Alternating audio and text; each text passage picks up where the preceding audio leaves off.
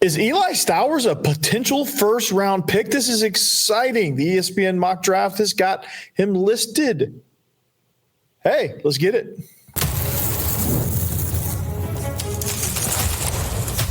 You are Locked On Vandy, your daily podcast on the Vanderbilt Commodores. Part of the Locked On Podcast Network, your team every day. Hey, what's up, everybody? Welcome into the Locked On Vandy podcast on the Locked On Podcast Network. I am your host, Corey Burton. On this episode, we're going to explore the latest and super early NFL mock draft for the 2026 draft, and they have Eli Stowers going pick 31 to the Eagles. Stowers is a weapon and is versatile and is a versatile player with a lot of different tools and a lot of different abilities, and they're thinking he's eventually going to replace Dallas Goedert. We'll talk about that. We'll break that down. Also, Vanderbilt is in the mix for another Vandy State Aggie door, this time at wide receiver, Chris Bellamy.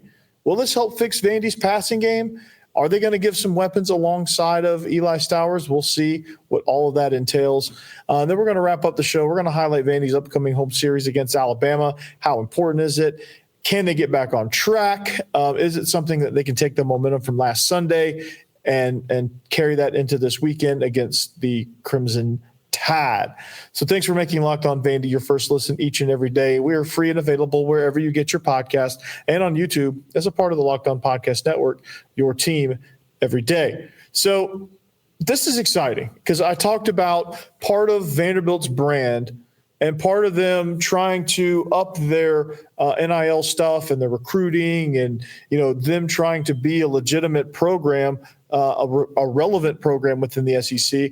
This is something that I needed or that they needed to happen. This is something I highlighted as, hey, this is if they can get some more of these, players will take notice, transfers will take notice, and things will start to improve.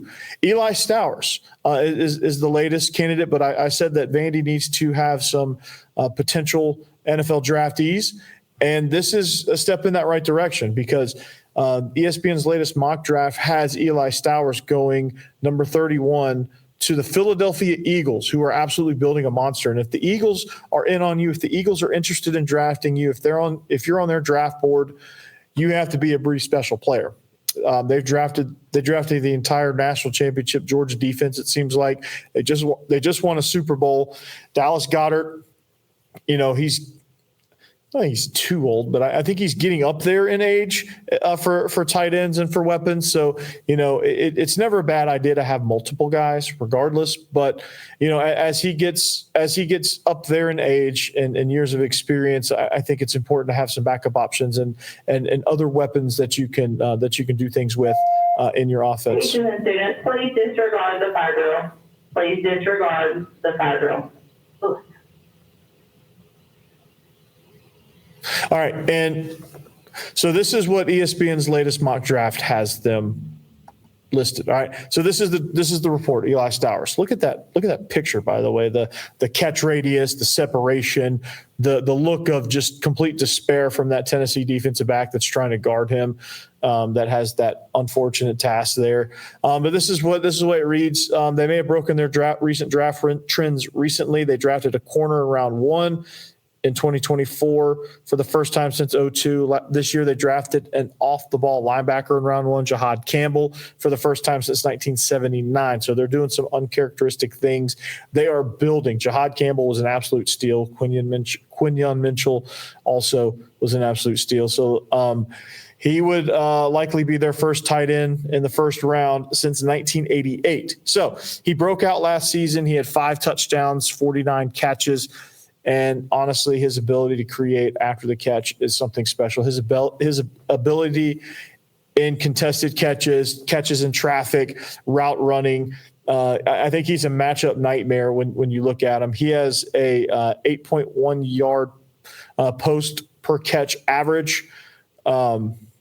And he is 8th best among FBS tight ends. He could eventually replace Dallas Goedert. He's listed as the top returning tight end according to PFF if you use them as a source. So given this draft analysis right here, what the Philadelphia Eagles really like that he can do is he can create separation, he can catch and do something with the ball after. He's a good enough athlete, a gifted enough athlete to understand all that. He's a former quarterback, so he understands how pass concepts work. He understands all of those concepts. He understands where to go with the ball. He understands leverage, all of that stuff. I mean, if you just look at this picture, this should tell you everything you need to know as far as how he plays that position. He plays that position like a wide receiver, and he blocks that position like a regular tight end. And he's somebody that can be versatile enough to be both. And so what does that mean for him? I think what that means this year in this offense, I think you could see this offense feature him a lot more. Now, what would be nice is if there was another wide receiver to kind of take the pressure off of him, because other teams, if I'm an opposing coach, I'm going to put that up on my board just like this, right? I'm going to put this picture up and I'm going to put this up and say, hey, look, this is what's going on. This is what's happening. Eli Stowers is this. So we're going to devise a plan for Eli Stowers not to hurt us. You know, Kalen DeBoer is devising a plan for Eli Stowers not to hurt him. Okay, because again, he has an 8.1 yard post per catch average, and it's yard post catch at yard per. I think I said that wrong. It's basically yards after the catch is essentially what that is. So he gets on average 8 yards after every reception. So that's something that teams are going to try to fight against. And if Vandy has no other receivers, that's going to be kind of challenging to get him the ball. But, you know, honestly, as far as NFL purposes go, I don't think it matters. They see the talent. They see the numbers. They see the production from last year. They see what they've got. As long as he doesn't suffer any sort of major injury, career-ending injury, I think teams would be good enough with him to go ahead and draft him. They understand that, hey, sometimes, you know, football's a team game and it takes having other weapons. Now, you integrate him with like Devontae Smith, A.J. Brown, Saquon Barkley,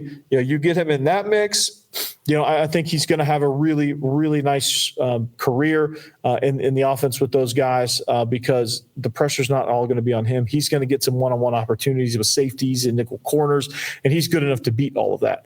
And I think what you're going to see Vanderbilt do a lot of, I think Tim Beck this year is going to make it a point to make him the focal point of this offense. Now, you didn't really see it much in the spring because he didn't participate in the spring.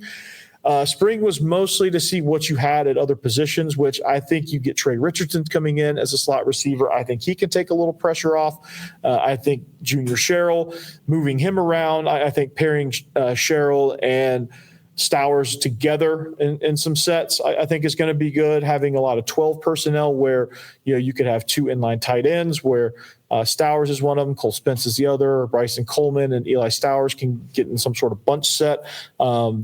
But, you know, I think his ability, I think the biggest thing for him to show this year is his ability to block more as an inline tight end.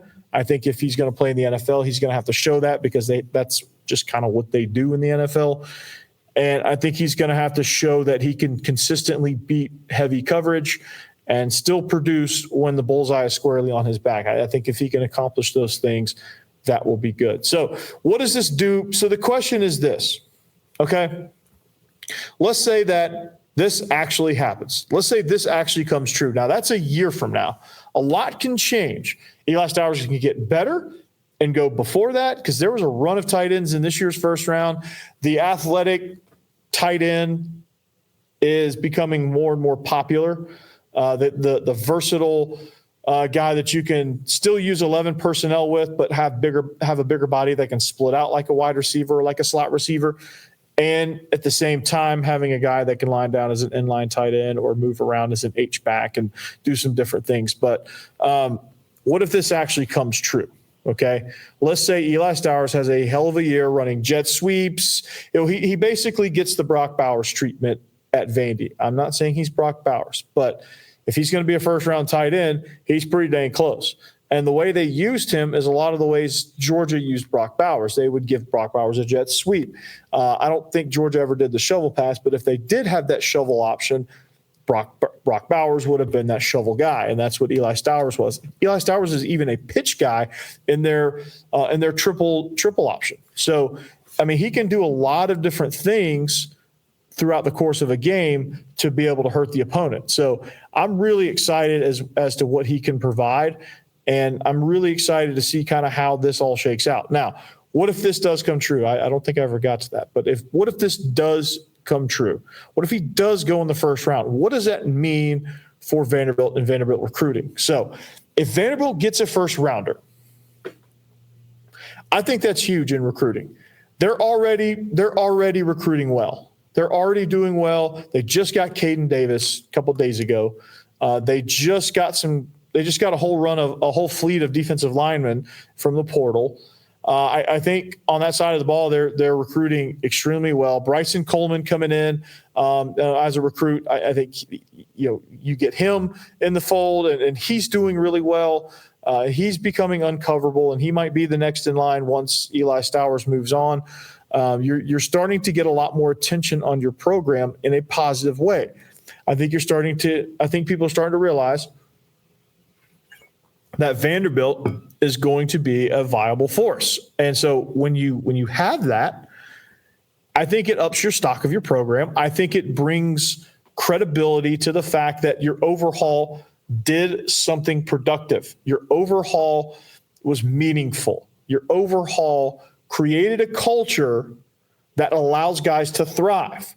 And you have guys like Diego Pavia leading the charge, Eli Stowers leading the charge, Langston Patterson leading the charge, Dante Carter apparently leading the charge. I don't know if any of that was real with Texas Tech, but I'm sure people are coming after him in the portal and trying to tamper with him. Randon Fontenette had probably a dozen chances to leave, and he didn't leave. He probably could have gone and gotten a bag somewhere if he wanted to, but I think he's happy at Vanderbilt. I think he understands that Vanderbilt's doing something. I think you're seeing a lot of these things in motion.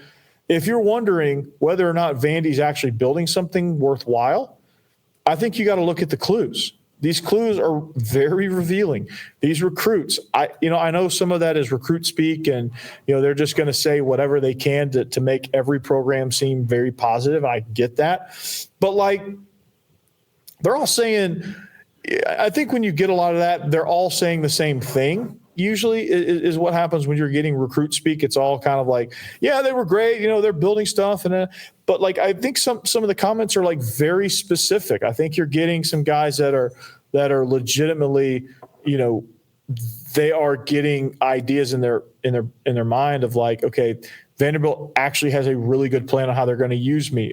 These defensive guys, especially, they're I love the way, Clark Lee's defense is constructed. I love the way I love the plans that they have in order to highlight my strengths. The coaching staff, the culture is very family-like. Everyone it's a great positive environment, and they have great things to say. Sometimes NIL, they get better offers from bigger programs. That happens. Like Jermichael Carter ends up at Oklahoma, probably got a better NIL offer, probably feels a little bit better about John Arbuckle and John Mateer than he does about Diego Pavia and Tim Beck as far as offensive scheme goes, and that's going to happen sometimes. But understandably so, Vanderbilt's still trying to work Vanderbilt's still got a ways to go in building some of that stuff.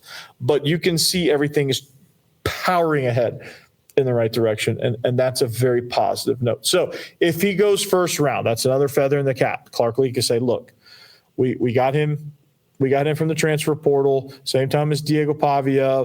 We did this overhaul. We made sure that we built this program the right way. We wanted to reestablish everything. We wanted to get a brand new culture in here and have some things, as foundational pieces. And it's working. Everything that he's done so far is working. You're getting top 100 recruits now. You're getting top 250 recruits. Two defensive backs, to be exact, is your two highest rated recruits. You're getting more attention. Jermichael Carter would have never looked at Vandy in years past. Vandy made his top 3. That's a step. That's not perfect. That's not that's not exactly what we wanted, but it's a step in the right direction. Eli Stowers being a first rounder will be a huge step in that right direction. And him being a first rounder, I think is not going to be one of those things where you feel like a team is reaching just on his athletic ability. This dude can produce. This dude is a smart football player, and this guy will be a bona fide first-round pick. He is good. He is a special one because he can catch in traffic. He's versatile. You can use him all over the formation, and he creates after the catch. Those are important qualities to have as an NFL pass catcher, especially at the tight end position, as that position is revolutionizing. So that's what I like about that. But speaking of portal entries, Vandy is in it with another potential portal receiver, Vandy State Aggiedor to be exact. We'll talk about who that is next.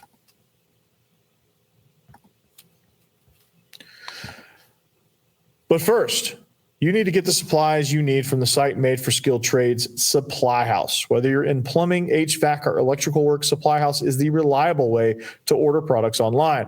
Their easy-to-use website is packed with helpful resources and the latest product info to help you get the job done right. Plus, with a complete inventory of over 200,000 parts from 400-plus top brands, you'll find exactly what you need delivered fast from coast to coast. Need help with an order? Supply House offers expert support and industry-leading service, so you'll always talk to a real person. And for trade pros looking for an extra edge, their free Trade Master program offers exclusive perks like a dedicated phone line, free shipping, and discounts on every order. Thousands of skilled professionals are already taking advantage. Now it's your turn. So join the Trade Master program today at supplyhouse.com/TM and start ordering plumbing, HVAC, and electrical supplies with just a few clicks. Plus, use promo code SH5 for 5% off your first order. That's supplyhouse.com.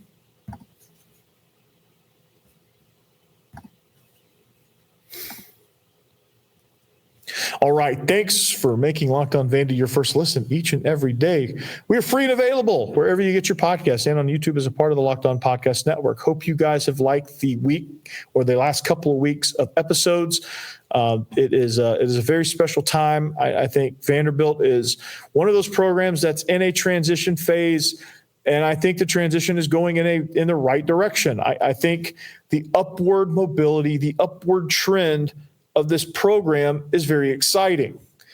And you're starting to hear more portal guys interested in Vandy, which is a step in the right direction. Again, not exactly where you want to be, but you got to start somewhere. I think getting these highly rated high school recruits is a big deal, like Caden Harris. Choosing Vanderbilt, they typically struggle with in-state guys because that orange team out east typically steals a lot of those guys.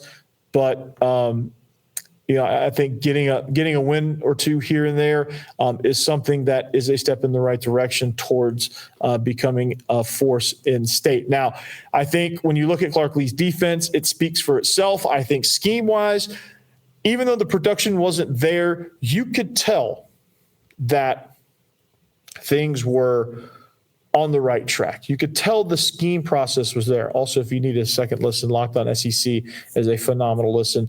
We actually squad up every week as well, so you should check that out. That episode is dropping later on this afternoon if it hasn't already. This is when you look at portal guys, when you look at recruiting, when you look at the way things are being built. There's still some frontiers that Vanderbilt hasn't conquered yet, like the wide receiver position. I don't know, with all these guys you've got in there's another guy that's on the hook, Chris Bellamy from New Mexico State. Better known as the Vandy State Aggiedors. There's some things that are still, some kinks that are still being worked out, some things that I think need to happen for that to improve as an overall recruiting process. But the wide receiver position is a position this team has yet to figure out. This machine is not perfect, but I think they had some bad luck with wide receivers. Now, Quincy Skinner got an undrafted free agent contract with the Atlanta Falcons immediately after the draft. So, he was just kind of inconsistent here. But it's just one of those things where, maybe he was just a victim of not a very deep receiving room and he couldn't really get much going. We'll see kind of if he makes the team with the Falcons, that's probably definitely the case. So, but that remains to be seen. But all in all, like Junior Sherrill was good, but just wasn't consistent. Quincy Skinner was good, I think was just kind of up and down. And then there wasn't anything after that. Joseph McVay had a couple of flashes, but nothing really. Tristan Brown had a couple of flashes against Alcorn State, nothing really after that. You had Loic Fungi had a couple of flashes in the bowl game, and that's really about it. There was nothing much else from the receiving core. I think it was pretty much all Eli Stowers in the passing game and a couple of shots to the running back. But for the most part, there wasn't really a passing game that existed last season.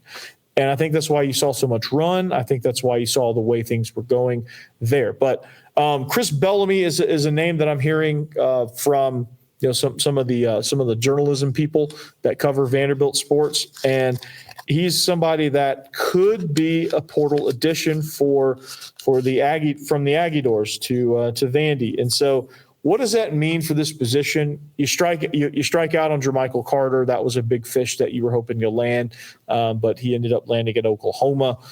And you just got to find that big splash. And unfortunately, you're not going to find it this year, but I think the best way to do it, and Chris Bellamy was okay. I think if you look at his numbers, you'll be kind of disappointed. But if you look at, he didn't even play in 2024. He sat out. But he's 6'2", 200 pounds, kind of a bigger body, more physical guy. But in 23, he only had 18 catches. He scored a touchdown. Didn't do a whole lot as far as that goes. So don't look at his numbers. They're not overly impressive. The production is not quite there. So what do you do with this position? Well, I think it's of utmost importance I think you got to take the guys you have. I think there is some talent there. Maybe one of the freshmen can step up. Joseph McVeigh looks to maybe step up. I think Bosky Barrett could be a guy that, I think he had a pretty nice spring game. So, there's going to be somebody that's going to have to step up and be a little bit more consistent with their production. I think they took a flyer out of Division II with a guy that's extremely fast and shifty as a slot guy. I think you're looking at Junior Sherrill now as an off-the-ball outside receiver. And, of course, you have to find that X. And I think Trent Hudson is the guy as of right now. I don't see any other path as to see why not, because I don't think the other guys really took advantage of that. But it remains to be seen how they use the receivers in the passing game. Do they go a lot of 12 personnel? It's obviously, with Eli Stowers being a first round, being a potential first rounder, you have to think a lot of it's going to go through him. But you need something else. You need a couple other things. Whether that's Bryson Coleman. Being an uncoverable option as a second tight end.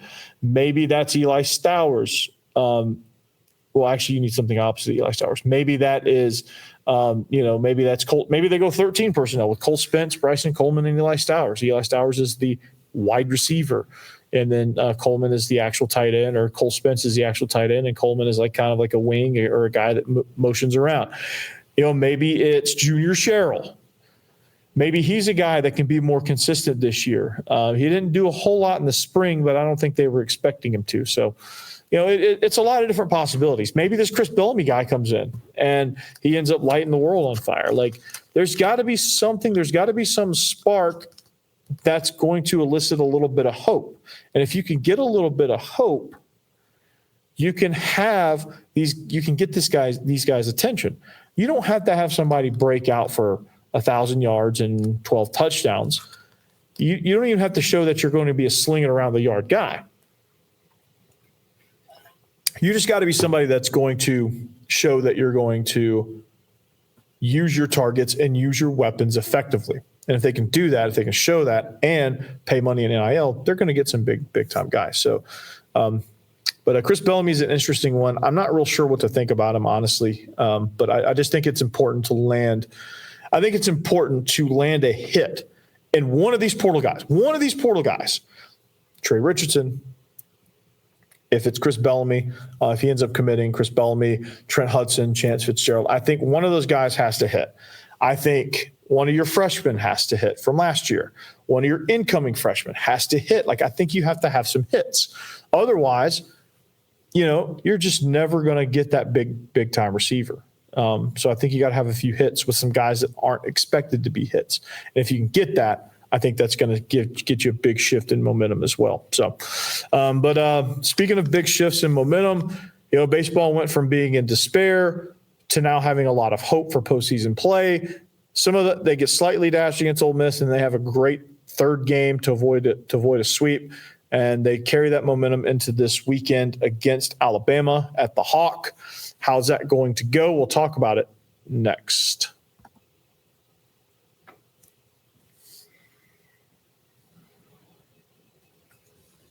Hey, welcome back. We wrap up the show here, Locked On Vandy, at Locked On Vandy on all social media platforms. If you want to follow the show, give us feedback, all of that good stuff. We hope you guys continue to stick around, continue to subscribe. I'd like to get to 1,000 before football season starts. I think it's possible. Let's get there. Let's make that happen.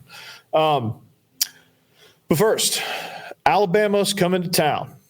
Alabama's coming to town. There is no easy series in the SEC. The SEC in baseball is starting to turn into the SEC in every other sport. Freaking gauntlet of games, right?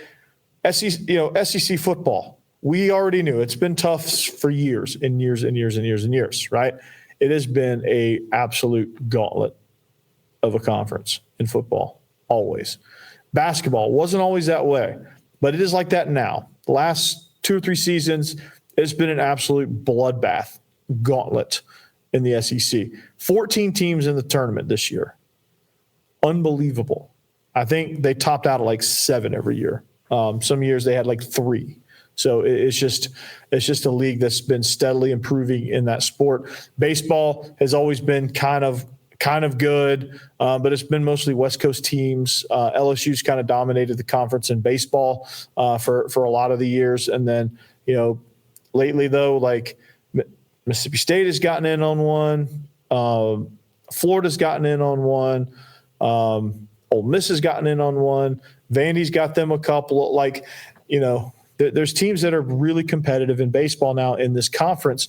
And so there's no easy games. And it doesn't get any easier this weekend against Alabama. So I'm looking forward to this series and seeing what can happen. We know the pitching is there. We know that that's going to be good. It's been good all year. Connor Fennell has been a very special portal ad for Tim Corbin. I just think he's, the problem exists of the fact that they've just got to be more consistent with the bats.